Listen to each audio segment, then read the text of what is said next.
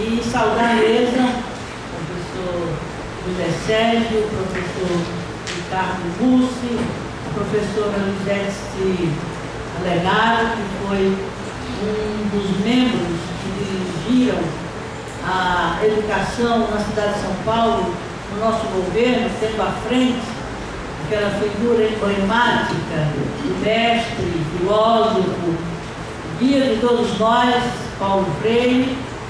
E quero saudar o plenário na pessoa de duas presenças aqui muito queridas, que prestigiam evidentemente esse encontro. Além de vocês, evidentemente, eu queria saudar a Anita Freire, que não é só importante por ter sido esposa do Paulo Freire, ela é importante por si mesma. Ela é uma educadora, é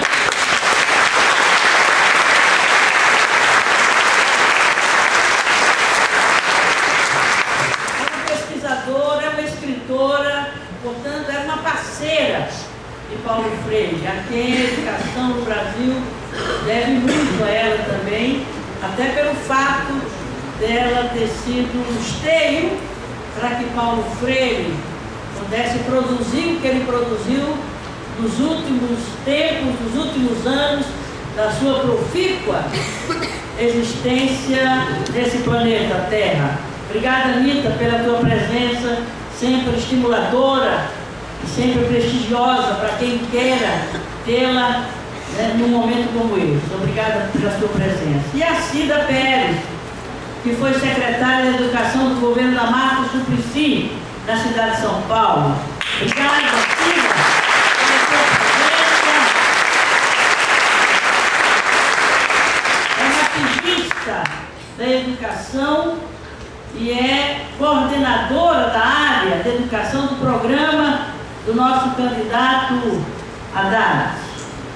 Portanto, é uma pessoa que traz uma experiência dessa área estratégica em qualquer sociedade, seja como professora, educadora, seja como dirigente da política de educação nessa cidade, num governo democrático e popular, e seja por hoje ela está com a responsabilidade de construir para a cidade de São Paulo, para o futuro governo da cidade de São Paulo, uma política de educação que esteja à altura dos desafios que essa cidade coloca para todos nós, para todas nós, particularmente na área social, na área da educação, na área da cultura, em todas as áreas das políticas públicas. Obrigada, Cida, pela tua presença e obrigada por vocês estarem aqui numa tarde quente e a presença massiva de tantos jovens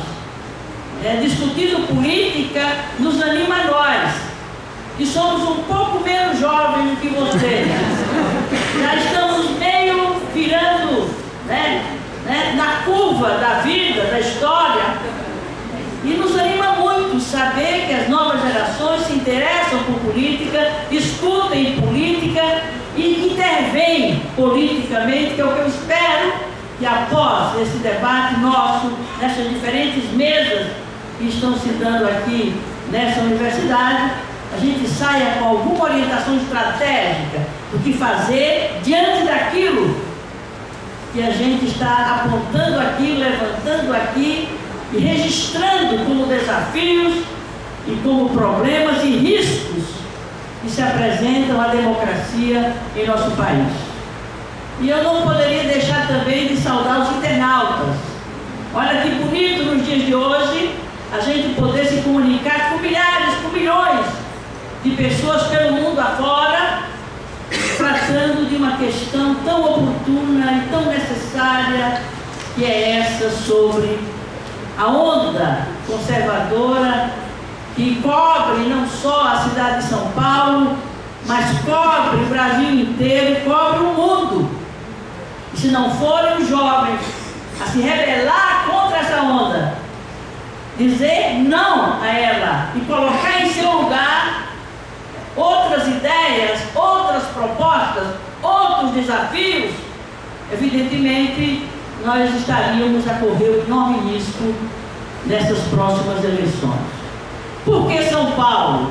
Evidente que se nós fôssemos fazer esse debate em qualquer capital brasileira desses dias, né, essa temática, esses problemas e esses impasses que desde a mesa anterior, que brilhantemente 3 grandes intelectuais dessa universidade e desse país nos brindaram, a nós e aos internautas, né, com belíssimas intervenções, além das que estão sendo trazidas aqui hoje pela professora Lisete, pelo professor Ricardo, pelo professor José Sérgio, e evidentemente articulado, dialogando com a reflexão que certamente vocês estão fazendo, não só durante o tempo em que a gente fica aqui, na busca de entendimento e de luz para os impasses que estão dados aí na atual conjuntura, mas também para o que fazer. Não podemos ficar apenas no diagnóstico, na constatação, na perplexidade que essa conjuntura, com que essa conjuntura se apresenta a nós de esquerda e a nós que temos compromissos reais com o socialismo no mundo e também no Brasil. Portanto, eu quero saudar a iniciativa. E aquilo que já se colocou aqui na primeira mesa e na segunda mesa já traz elementos, né, de grande consistência, de grande profundidade, de grande apelo para que a gente aprofunde essa reflexão, para que a gente agregue a ela essa reflexão feita, iniciada na mesa anterior, para que a gente de fato estabeleça uma troca de experiências, né, de expectativas e de vontade de intervir nessa realidade, no sentido de mudar essa realidade, de prevenir os riscos que elas colocam para cada uma, para cada um de nós.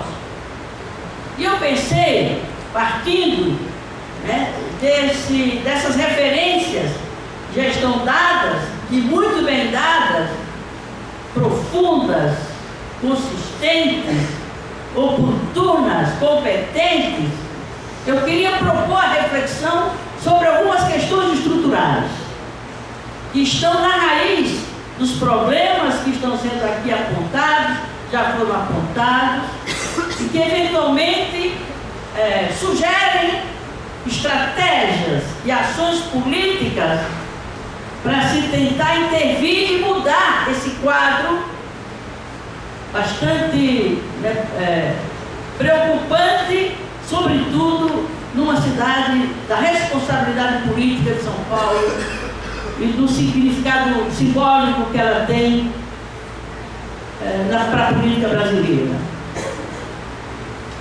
São questões, evidentemente, que estiveram de alguma forma presentes nas intervenções que os outros expositores já colocaram, mas eu queria reforçar até por um dever de ofício, que são questões com relação às quais eu lido como do exercício do mandato que o povo de São Paulo me delegou na Câmara dos Deputados, no Senado, no Congresso Nacional. Eu me refiro a 3 grandes questões que eu considero estruturais, estruturantes e devendo ser encaradas, devendo ser compreendidas essas questões, devem ser assumidas com perspectiva de intervenção, na perspectiva de mudar aquilo que essas questões colocam em relação aos objetos a que elas se referem. A primeira questão estratégica é o sistema político eleitoral brasileiro. Não pensemos que a onda conservadora se deve apenas ao neoliberalismo. Claro que também se deve, mas existe uma legislação no país, existe um marco regulatório no país que determina em grande medida esses processos eleitorais, essas disputas de poder no país, essas relações de poder entre governos e sociedade civil, E, portanto, se a gente não tiver a compreensão desse quadro, né, desse pano de fundo, a gente pode não ter uma compreensão completa e uma perspectiva dinâmica de como a realidade se coloca e se processa, até como condição para que a gente defina estratégias e a gente defina táticas e movimentos de intervenção na perspectiva de mudar esse quadro dessas questões estruturais. Nós temos no Brasil, até poucos dias atrás, até pode ser que já esteja mais, 29 partidos. É possível que esteja mais. E faz poucos dias que eu não faço a conta. Quase todo dia surge um partido político novo no Brasil. Ou seja, só surge uma sigla, não um partido político, uma sigla, uma conjugação de letrinhas, né, que combinadas dá o nome de um partido. E tem um dono. E hoje é um grande negócio criar um partido político no Brasil. E só um outro negócio é tão promissor e tão apelativo do que criar partido político, é criar igrejas. Igrejas aos montes. Não faltam expressões bíblicas para denominar novas igrejas que surgem por esse país afora. Cada esquina tem uma igreja, e cada esquina tem um pastor, e cada esquina tem uma comunidade obediente, uma comunidade passiva, uma comunidade que apela diante dos problemas do cotidiano à perspectiva da transcendência e do paraíso e de outro mundo, que eu não sei se vai ter, mas no caso, para quem tem fé e que frequenta uma igreja, certamente o tem. Então o Brasil vive dessa forma, né?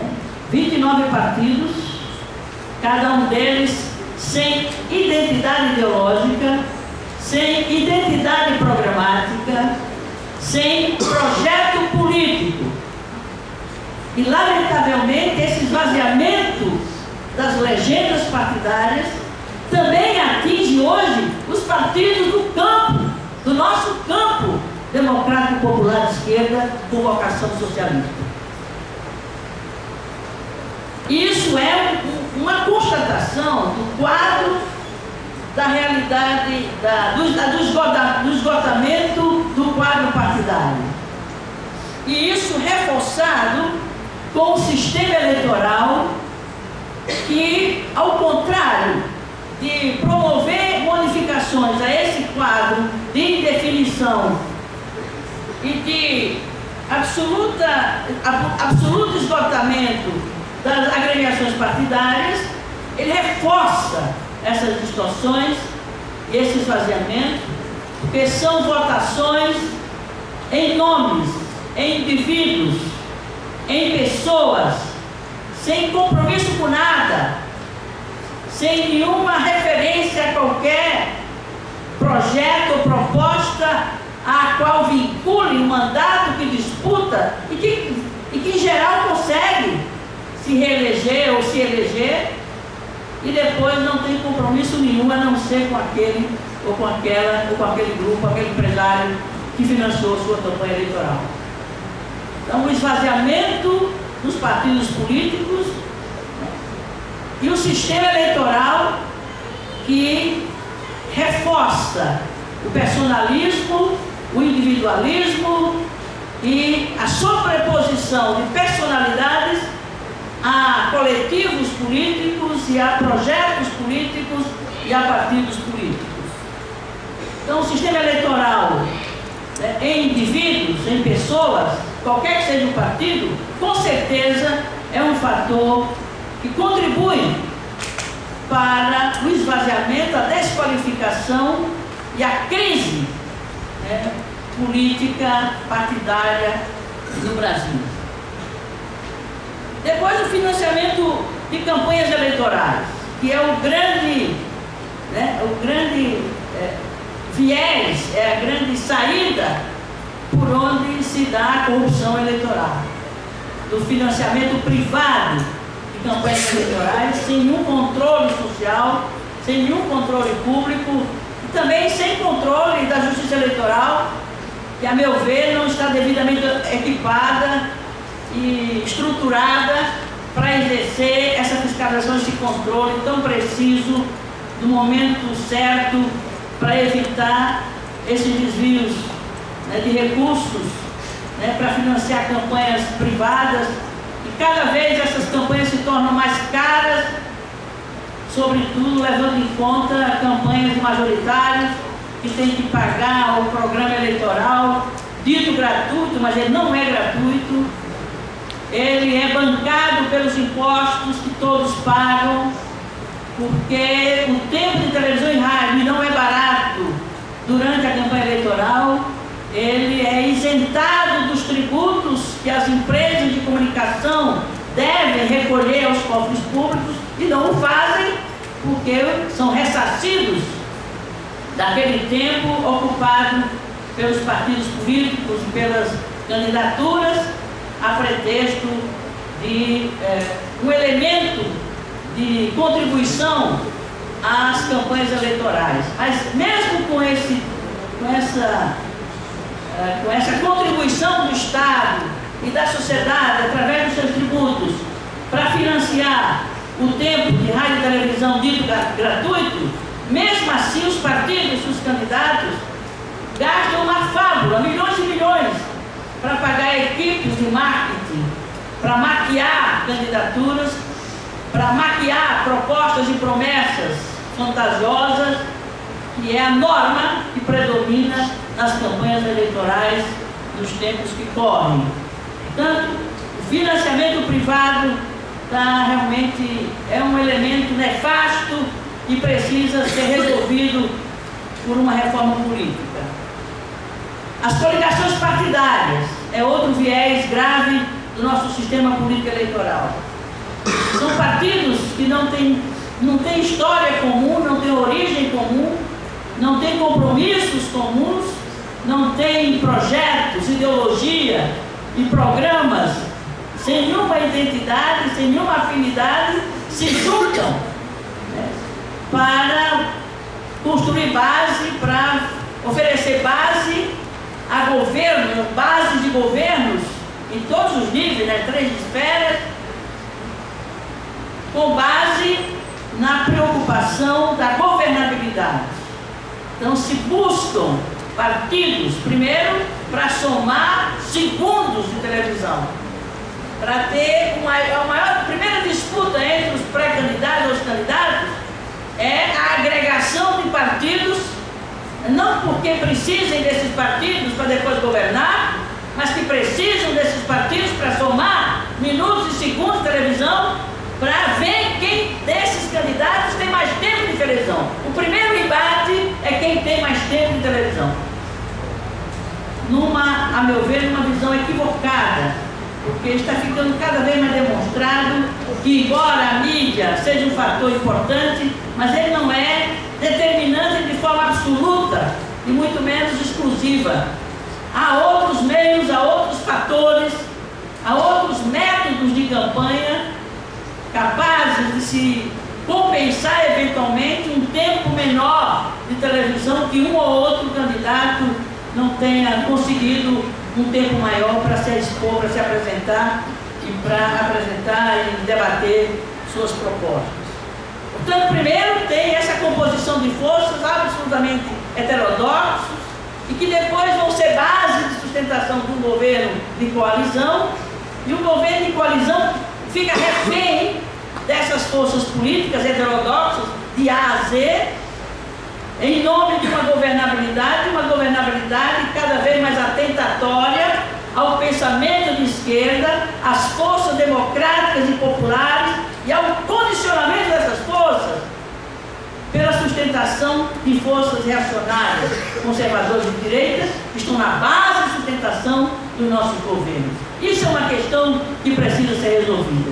E uma solução numa reforma política é acabar com a coligação partidária. Até porque a coligação distorce a vontade do eleitor. A soberania popular fica comprometida pelo fato de, numa coligação, um eleitor escolhe um candidato ou uma candidata, não consegue eleger essa candidata ou esse candidato, e no lugar se elege uma outra pessoa de uma outra força política que não tem nada a ver com a escolha que essa pessoa fez. Ela termina contribuindo para eleger essa pessoa em detrimento da escolha que ela fez quando decidiu dar seu voto a um determinado candidato. Portanto, a coligação distorce a vontade do eleitor e dá resultados eleitorais que frustram a vontade do eleitor. Portanto, isso tem que ser uma questão a ser enfrentada com muita determinação e com muita coragem. Por exemplo, a estrutura partidária, a lei orgânica dos partidos tem que mudar completamente para exigir que alguém, ao entrar num partido, isso represente a afirmação de uma adesão a um projeto político, a um compromisso estatutário, a uma visão, né, política e de poder que, para essa pessoa, é a força política, é o partido ao qual essa pessoa mais se identifica. No meu tempo de PT, para a gente entrar no partido, teria que ter a validação, o aval de um petista histórico, e quem indicava essa pessoa tinha todo o cuidado de mostrar para ele o estatuto, verificar se ele está de acordo com o estatuto, que o estatuto naquele tempo era para valer. Então, com essa pessoa já entrava com um certo compromisso firmado estatutariamente, programaticamente, ideologicamente, partidariamente, politicamente, e isso certamente fortalecia o partido, garantia a identidade desse partido. Hoje, as campanhas de filiação se fazem via outdoor, via televisão, via campanhas feitas por delegados do partido, por membros do partido, vésperas de disputas internas, em que vem as garrafas, quem tem mais garrafa, quem manda mais delegado, e aí a enxurrada de novas filiações, distorcendo completamente o sentido de partido, porque partido é parte. E numa estrutura de sociedade complexa, heterogênea, plural, como é a nossa, evidentemente, só teria que haver, não é questão de número maior ou menor de partidos, esse não é o problema, é que sejam de fato partidos e que expressem, que representem determinado segmento da sociedade. Isso não existe e por isso nós temos que investir numa reforma política que reformule o quadro partidário, a começar do Código Brasileiro, né, dos partidos políticos. Acabar com votação individual, tem que ser votação em lista pré-ordenada. O Brasil é um dos pouquíssimos países do mundo em que a votação é uninominal, é 1 a 1, né, sem que esteja articulado a uma chapa e muito menos a uma chapa que represente um determinado projeto político partidário. Então, temos que ter a coragem de enfrentar esse debate, e a alegação é de que isso vai fortalecer os caciques das direções partidárias. Depende do que você faça dentro desse partido. Se você vai no partido só na véspera de conseguir a legenda para se candidatar a um cargo, a um mandato, aí esse partido de fato tem a força da direção dos caciques partidários e não vai mudar nunca.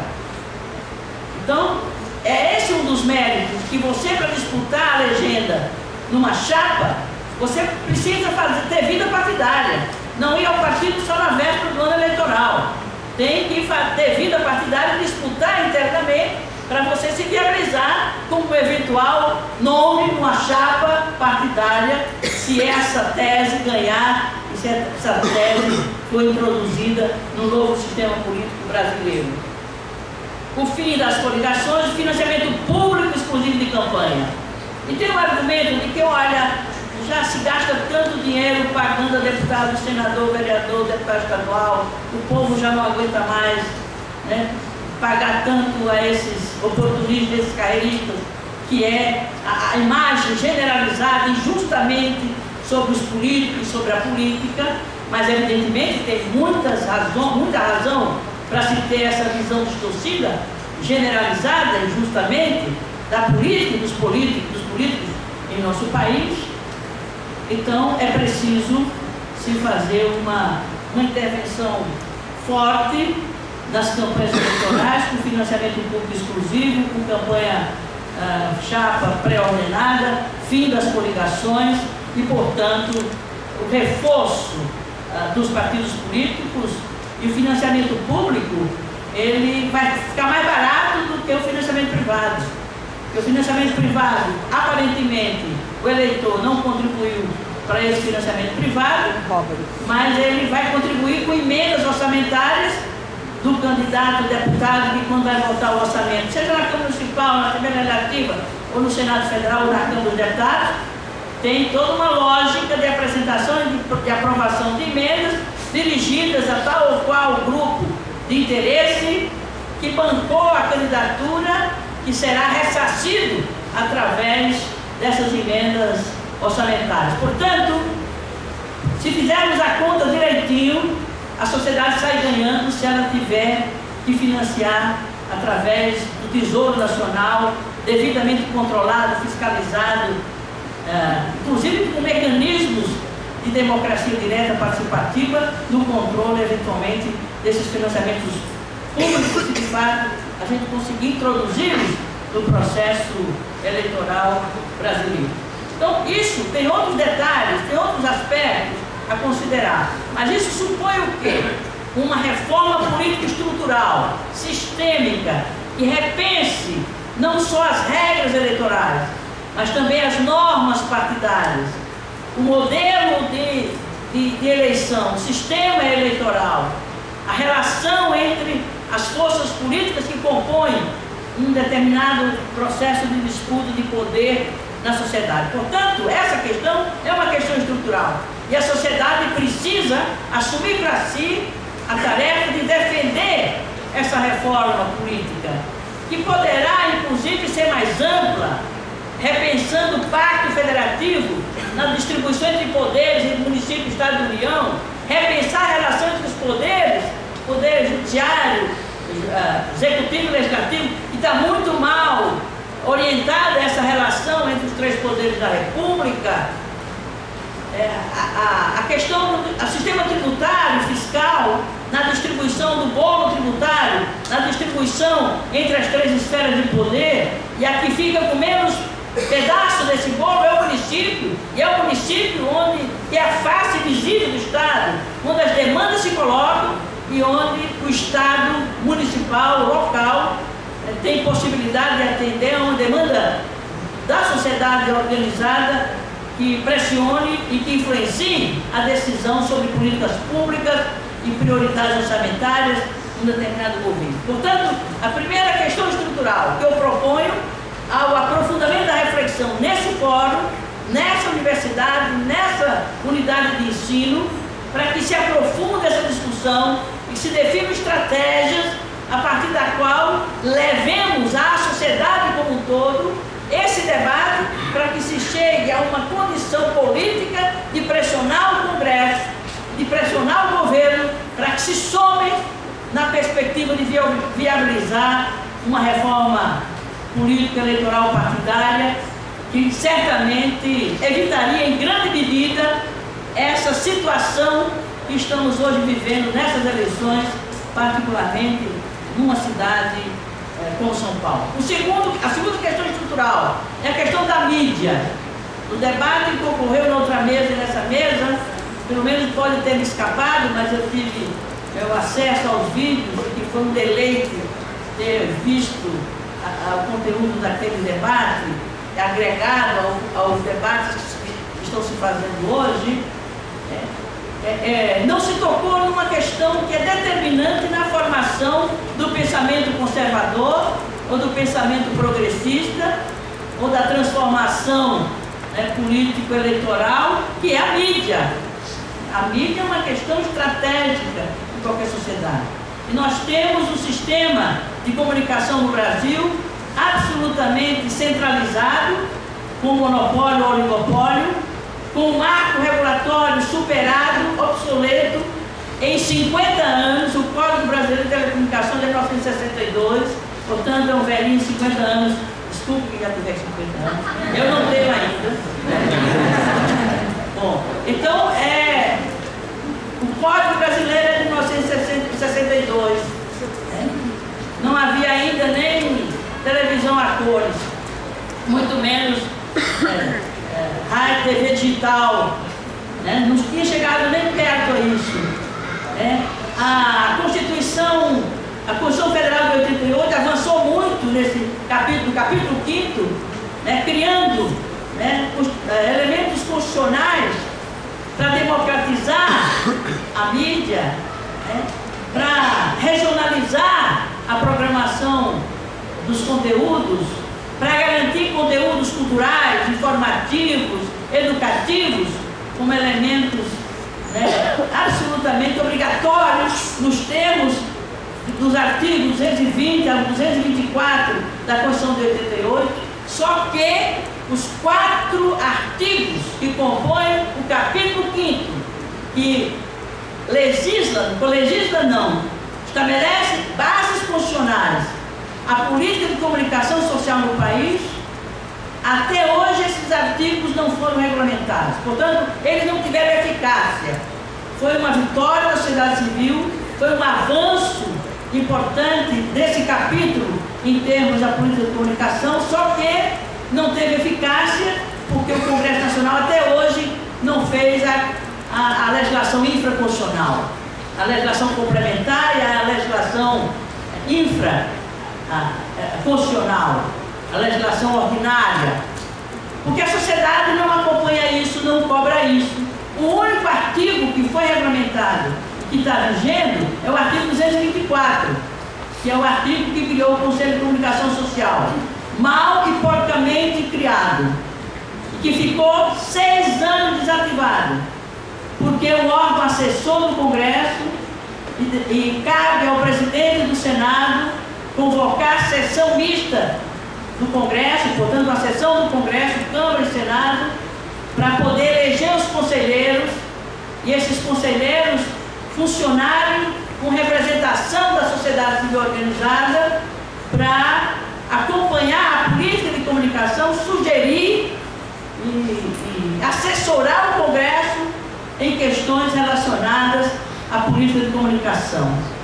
Ele ficou desativado 6 anos, porque o Senado, o presidente do Senado, que é o atual presidente, não convocou durante 6 anos os conselheiros, e só 2 gestões de 2 anos funcionaram, e depois dela, como o Congresso não se reuniu para eleger novos conselheiros, só agora, depois de 6 anos, é que o Senado convoca o Conselho e compõe um novo Conselho de Comunicação Social, mitigado em suas prerrogativas.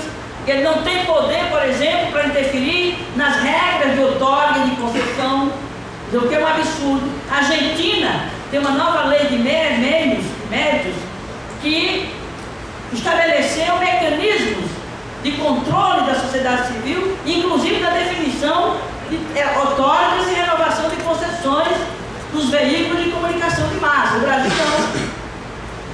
Quem decide sobre as concessões é o Executivo, através do Ministério das Comunicações, junto com depois a Casa Civil da Presidência da República e a Câmara e o Senado, as comissões de comunicação, ciência e tecnologia, é que aprovam ou não a indicação do Executivo sobre concessão de rádio e TV, que tem distorções de normas. E aí, por exemplo, o fator religioso são as concessões de rádio e TV para uma enormidade de igrejas. E não é só igrejas evangélicas, é igrejas católicas, outras denominações religiosas, e vocês se ligam à televisão a qualquer hora da madrugada, da noite ou do dia, vocês vão encontrar um pastor pregando e tentando passar a sua visão de mundo, a sua visão de sociedade, a sua visão de política, a sua visão né, de direitos sociais, de direitos humanos, pelo viés religioso, mesmo sem o cidadão ter tido a oportunidade de fazer uma opção livre, consciente, como sujeito, na opção de um determinado credo religioso. Então, isso está contaminado, né, a pregação das mais diferentes denominações que pregam insistentemente, intensamente, usando os meios de comunicação de massa, por concessões de regras absolutamente antidemocráticas, e é isso que reproduz ideologia, é isso que reproduz cultura, conceitos, valores, e que responde, em grande medida, por essa onda conservadora que nós estamos discutindo aqui nessas mesas de debate. Portanto, a mídia precisa ser democratizada. O direito à liberdade de expressão, o direito à comunicação, o direito à informação é um direito humano fundamental, previsto na Declaração Universal dos Direitos Humanos e na Constituição Federal de 1988. E a legislação complementar e infraconstitucional não dá conta, até hoje, por omissão do Senado e do Congresso, de que essas coisas se deem de outra forma, e por isso nós temos que exigir do Congresso, exigir dos nossos partidos que promovam ações de pressão política sobre o governo e sobre o Congresso, para se ter um novo marco regulatório das comunicações sociais. E esse marco regulatório que é da década de 70, a Lei Geral das Telecomunicações, que é de 97, e também está superada. A Constituição Federal, que não foi regulamentada. Então, esses dispositivos legais todos não dialogam entre si, e tem um arsenal de normas, de portarias da Anatel, do próprio Ministério das Comunicações e dos órgãos normativos sobre essa área, que estabelece um verdadeiro caos num setor estratégico, numa perspectiva cultural, educacional, de informação e de democratização dos meios de comunicação. No momento em que nós estamos na era digital, já está se falando na digitalização dos rádios, que ainda não estão digitalizados, e vai entrar a discussão para a digitalização das rádios comunitárias, que são perseguidas, que são absolutamente pressionadas para que não funcionem, a pretexto de que estariam a interferir, nos sinais da grande mídia eletrônica, dos grandes canais de comunicação de massa em nosso país. Então, são questões que têm tudo a ver com esse debate que a gente está fazendo. E eu não estou vendo na sociedade, nem nas universidades, nem nos partidos políticos, o empenho para que se chegue a um novo marco regulatório das comunicações, que seja inclusive um fator de democratização, um fator de inovação, um fator de democratização da política, da civilização, que precisa estar dada nos tempos de hoje, com a velocidade e com as implicações de um mundo ligado pelo eletromagnetismo dos meios de comunicação de massa. Imaginemos a dificuldade de se acompanhar a dinâmica dessa realidade e a dinâmica desse mundo se não se tem o domínio dos meios modernos e digitalizados da comunicação de massa, e isso no Brasil está apropriado pelas igrejas, está apropriado por políticos que ilegalmente, inconstitucionalmente, o artigo 54 da Constituição proíbe concessão de rádio e TV a políticos, e está cheio de deputados, de senadores e de mandatários de cargos de função pública que são concessionários de rádio e TV no país. Enquanto isso, se persegue uma rádio comunitária com uma capacidade de chegar o sinal a 1 quilômetro de distância, em regiões como a Amazônia, como Manaus, uma cidade como Manaus, não se tem isso. Ou se pensa seriamente esse setor, e que com a digitalização potencializa a capacidade de ter mais sinais nos veículos digitalizados, E o que é mais grave, as concessões são feitas por um canal analógico. Quando você incorpora a tecnologia digital, esse potencial de sinalização se multiplica, né, 8 vezes. Então, isso significa, e deveria pelo menos, esse plus de potencial de comunicação, de canal, de sinal eletromagnético, teria que se passar por um processo de licitação para poder onerar a concessão a partir da incorporação do sistema digital de comunicação. Isso não, está absolutamente esquecido, né? E enquanto isso, esse fantástico meio de comunicação de massa, que é determinante para as transformações estruturais da sociedade, estão apropriados pela iniciativa privada a serviço do lucro e a serviço da reprodução de uma ideologia conservadora, de uma ideologia de direita, contribuindo, né, para o retrocesso dos avanços das forças democráticas e populares em nosso país. Bom, o sistema de comunicação, o sistema de reforma política, o sistema político brasileiro e a relação dos governos com a sociedade civil organizada. Essa é uma outra questão que a gente tem que levar em conta. Nós só avançamos no país, né, a partir do momento em que veio a redemocratização e que surgiram partidos populares, democráticos, e que os setores populares, os trabalhadores, os operários, as mulheres, os negros, os jovens, e todos os segmentos da sociedade civil brasileira puderam, evidentemente, né, discutir política, fazer política e participar politicamente. Então, nesse sentido, é necessário que a gente retome esse processo de estimular, de trazer de volta a juventude para o debate político, para a militância política, para intervir nos processos sociais, e aí a relação povo-governo é determinante nesse processo de politização,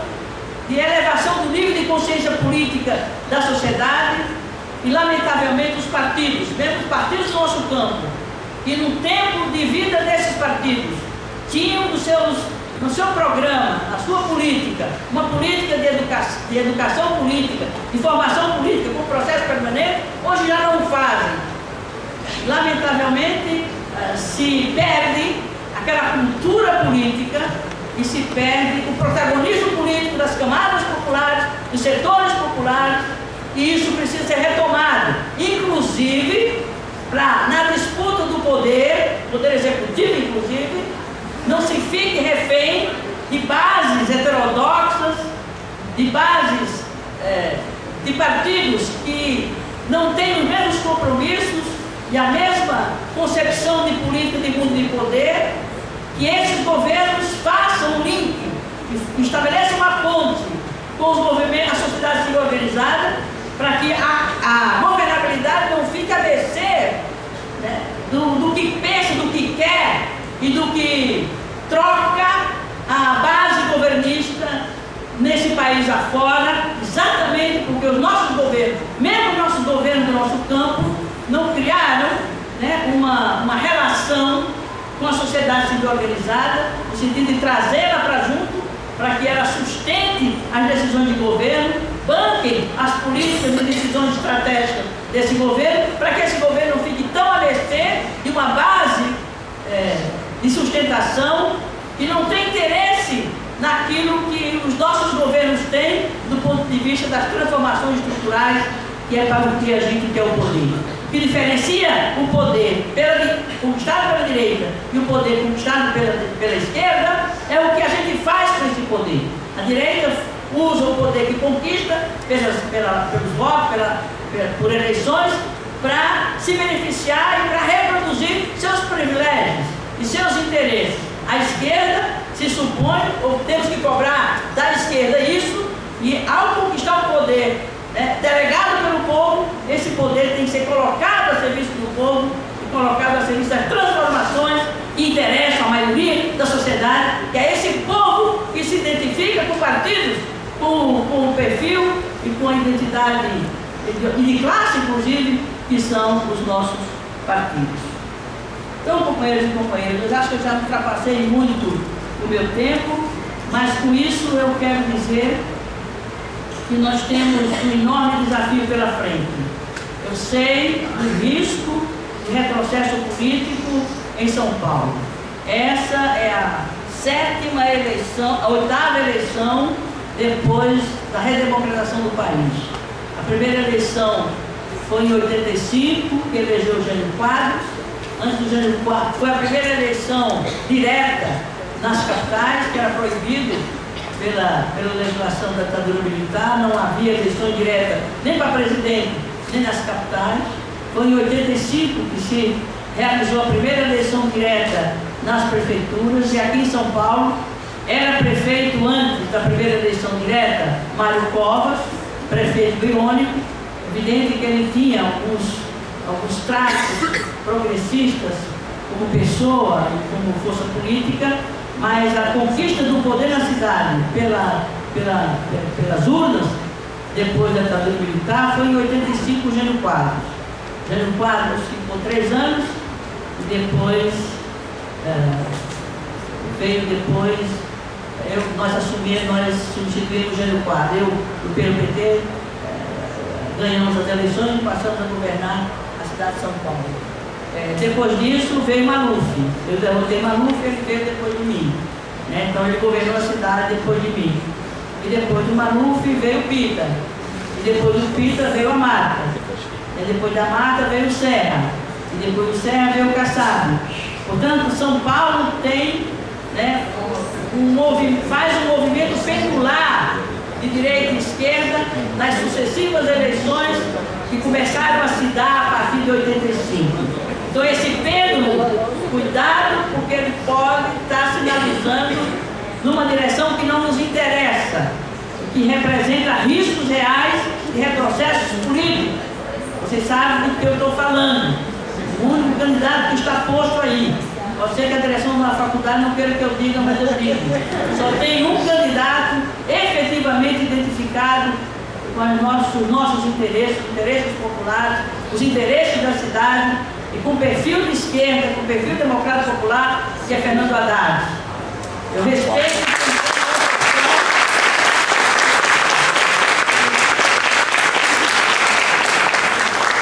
E nós não podemos correr o risco. Janazzi também. Com certeza. Desculpa se me escapou. Mas, inclusive, eu tenho muita identidade e atuação conjunta com os companheiros do Sol lá na Câmara dos Deputados. O João Valente, o Chico Alencar e os outros companheiros, o Jean Willis.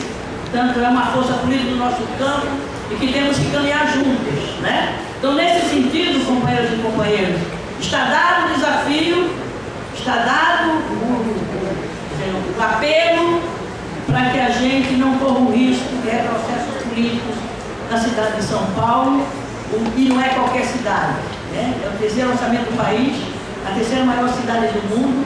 A gente já governou essa cidade, sabe do potencial que ela representa em relação àquilo que é de interesse dos setores populares na nossa cidade. Então, por tudo isso, eu quero saudar a iniciativa, estimular o coletivo que tomou essa iniciativa para continuar esse debate e para nos ajudar nessa tarefa de conseguir uma reforma política e a democratização do meio de comunicação, com a construção de um novo marco regulatório para as comunicações sociais do país. E nessas eleições, a gente evitar retrocessos políticos e impasses que poderemos enfrentar impasses e retrocessos em São Paulo, tem repercussões no país inteiro pela vocação política dessa cidade, pela responsabilidade política de São Paulo no contexto da nação brasileira. Eu agradeço o convite e não sei se vai ter debate a seguir, estou à disposição. Tenho tempo sim, é um prazer poder dialogar com vocês no tempo que vocês desejarem. Muito obrigado.